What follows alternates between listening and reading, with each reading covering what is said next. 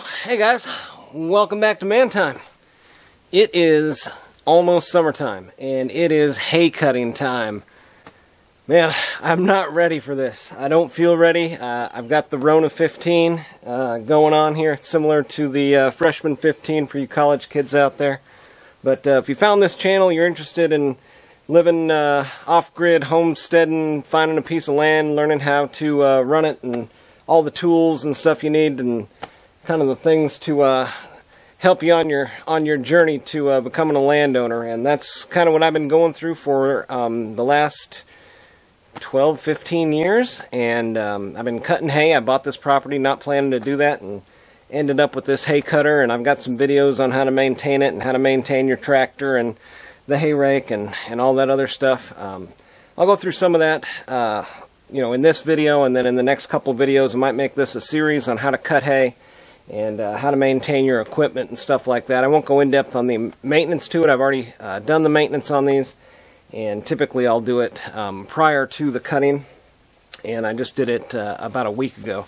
But since I've already got that video up, there might be a link in the description to that video. But pretty basic. This is a what we call a sickle cutter. This is a New Holland 951. I think they still sell this sickle cutter new, and it basically has a cutter bar that runs back and forth along these tines, and this one happens to have serrated blades on it. I ended up getting this from a guy that did it for a living, and he had switched over to the disc type of cutters, and that's a disc with little cutters on it. I guess those do better in kind of wet hay. So I have to manage the weather really good in order to use this cutter, and in order to get a good crop of hay that is going to be saleable and put in the barn dry. That's the biggest thing with square bales. You can see well, you can't see it over there. It's on the other side of the rock crawler.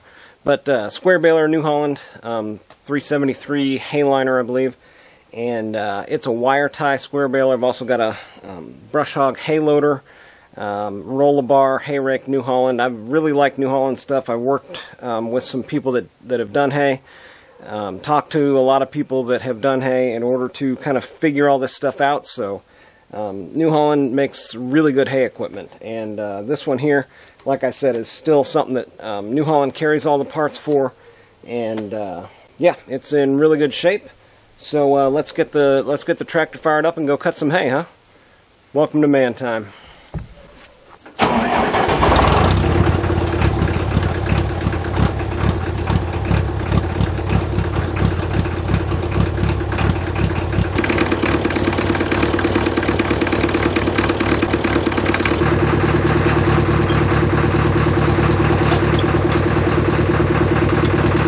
So how do you know when your hay is ready to cut? Well, I had a video the other day flying my drone around the hayfield, and it had all the red clover. Now all that red clover has turned into these right here, and no longer red, dead, and they easily break up. That's going to seed the field for next year. So next year it's going to be a nice, another beautiful sea of red with that clover. You've also got your winter rye, and that's going to be dead and dying. And then what's coming after is this stuff right here. This is the hay. This is what is called Bermuda.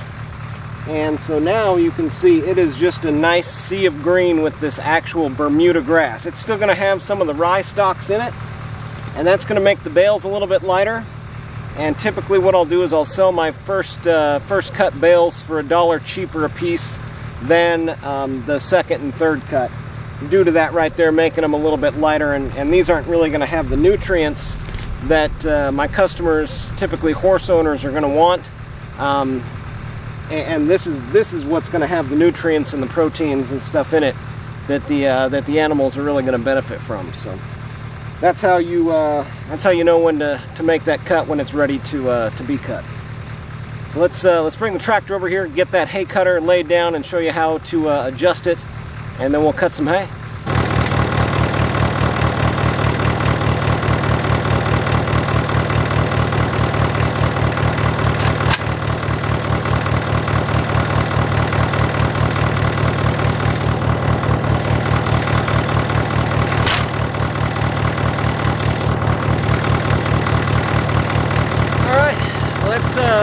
basically it for getting it ready. The next thing we're going to do is adjust the tine angle, and you want that angle to be facing down toward the ground. We're going to do that with the top lane.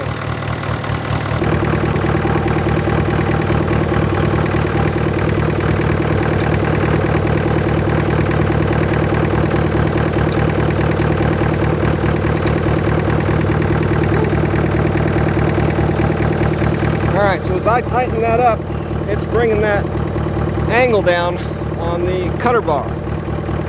And that's pretty much it. We raise it up, so it's about 3, 4, 5 inches off the ground, kick on the PTO, and go to cutting. Now the important thing here is just to watch and make sure that hay doesn't bunch up in there. And you'll be able to see that pretty quickly and pretty easily if you're paying attention to it, listening to it. You'll hear it start squeaking and squawking, making funny noises.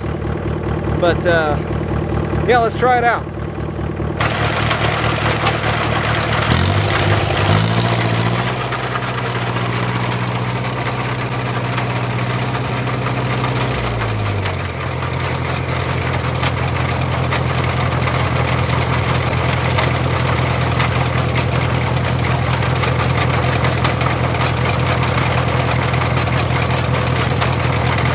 Cut hay.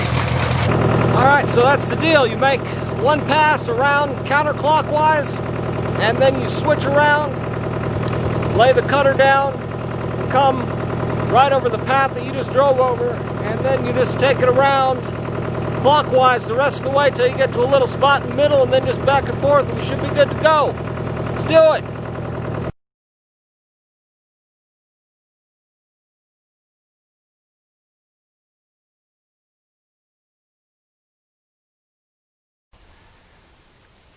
That first couple of passes went really good there. The cutter's cutting good, and what you want to do after you make a couple passes like that, you always want to be listening, making sure you can hear the equipment and what it's doing, but you want to check for broke rivets in your cutting tines. That's going to start making a racket right away, but you can just check, go along each tooth and make sure that it's solid in there. I've got a box full of rivets, and it's a pretty common thing to hit something and have one of these rivets break, and then you've got a cutter, and then other stuff can break. But I've learned over the years there's a couple things you need when you're doing your hay cutting. So you need spare parts for everything that's consumable and everything that breaks. So these forged forks, the tines, I've got spare cutter bars. Basically, I've got enough parts to rebuild this thing now. Same with the tractor, things that can break on that, maybe a spare tractor. Need a good cowboy hat, you know, preferably hay. If you're wearing, you know, your baseball cap, your neighbors are just going to think, well, there's the city folk out here pretending to farm, so get a cowboy hat so your neighbors don't think you're, you know, city folk. And then get an old tractor. Old tractor is critical to the, you know, non-city folk type of folk. And then get your one of these hooked on reading shirts. These are great. Everybody loves these. And then you'll be all set.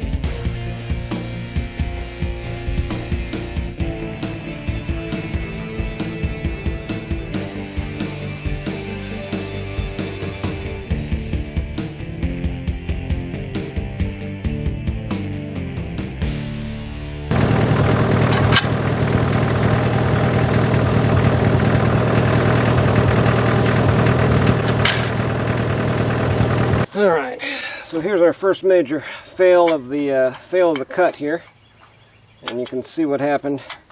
One of those rivets got smashed, and well, actually that's from rubbing. So when it goes like that, then it's rubbing up here and around there. So that rivet has failed. So we got rivets, we got hammer, punch, little anvil. We'll stick that under there to get it out. But first we have to get this cutter bar where we can get that out of there. Let's see here.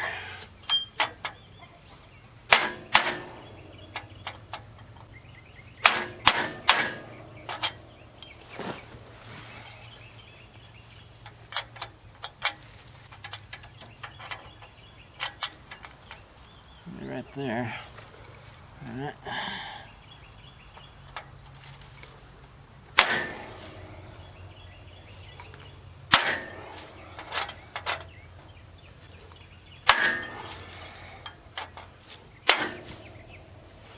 Alright, so we got our rivet out of there.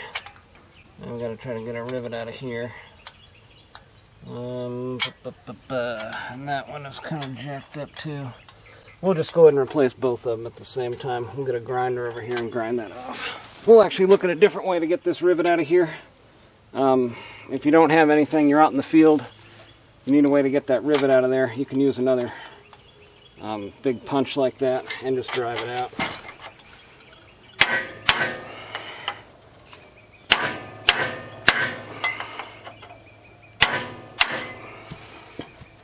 There we go. Alright, so there's our tooth. Now we can drive that rivet out from the back side over our little hardy hole there. Try that.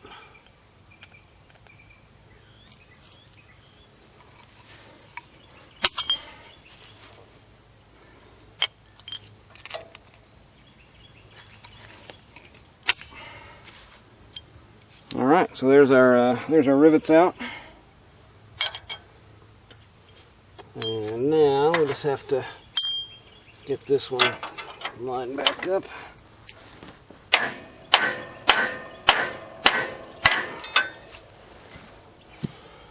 Alright. Get it driven out.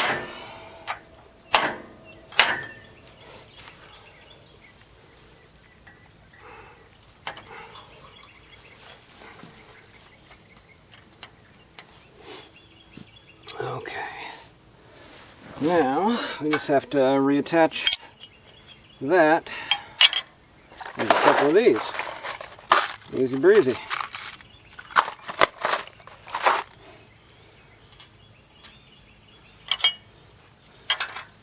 Let's see here. Normally what I do, I'll just detach this and pull it out the end.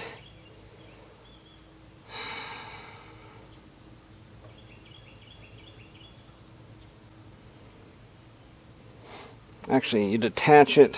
Yeah, let's just do it the right way. So the right way to do this is to take this off of here. And let's see what we got here. Alright, so you got a 3/4 on one end, and I believe it's 7/8 on the other. That's why we have our SAE bag. We just grab that and go. 7/8. Yes, nope. 13/16. That's right. Broke down. Sorry, love. Yeah, it happened. Here is what the bolt looks like that attaches the cutter bar. You've got these tapered washer, tapered nut there, and that's going to hold that. It's going to self-tighten and stay aligned in there. Alright, so now we have to turn the tractor back on, lift it up, and then we can pull the cutter bar out that way.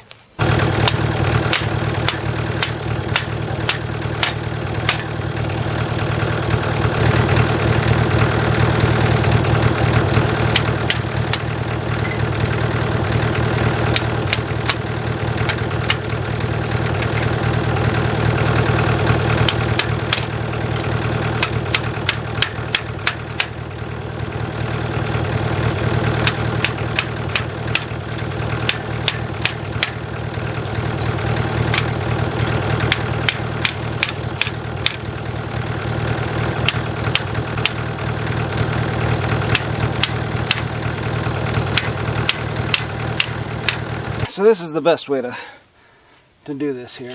Now that we've got the cutter bar off, we can much more easily get in here, get it on our anvil, and go to work on it. So what we'll do is we'll put our rivets in from the bottom.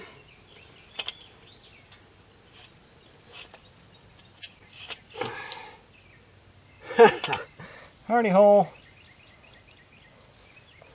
That's funny. Okay. Get off the hardy hole. And then just start wheeling away on it.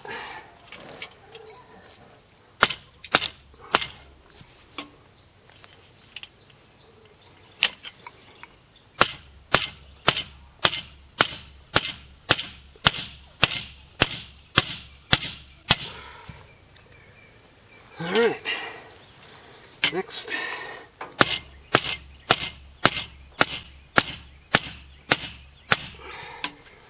Now you can hear it get nice and tight right there. And while we're at it, we'll just check the rest of them. I didn't feel any loose ones a while ago, but they could have shown up here.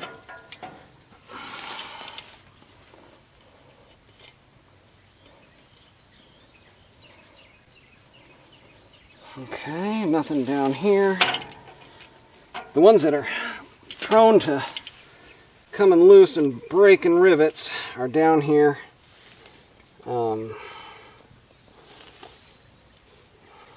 See, that one's been broken before. You can see it's oblonged and all jacked up.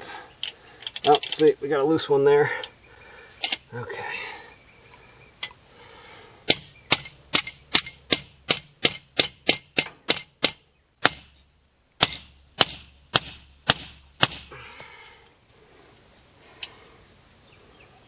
Okay. Oh, still loose.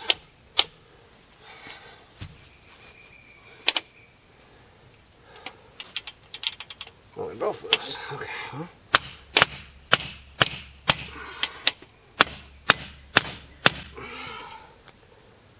All right, tight, tight, tight. Okay, rest of them are tight. All right, let's go ahead and put this back on there. And then there's one more thing I gotta fix up on here, and then we'll get back to cutting hay. Alright, the other issue I was having was with this piece right here. I don't know if it came unwelded or what the deal is there, but it was picking up grass and stuff underneath of it, and I don't know if it broke because there's something here, like a hole kind of down there. So I don't know. I'm going to get a clamp though, clamp it down, weld it, and go back to cutting.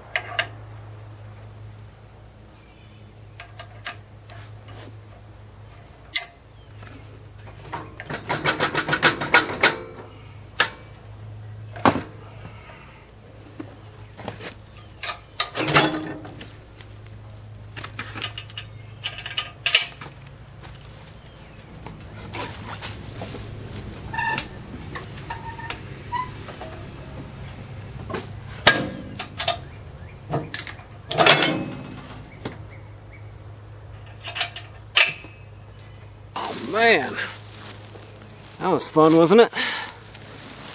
Wow.